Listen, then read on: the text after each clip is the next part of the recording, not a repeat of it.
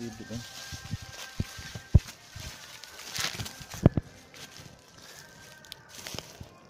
Kedua tadi.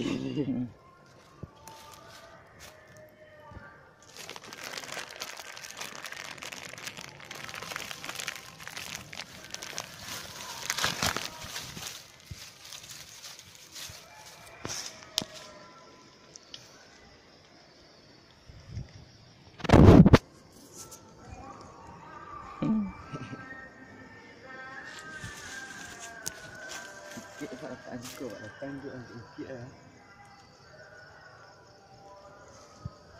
Dari kubak benda.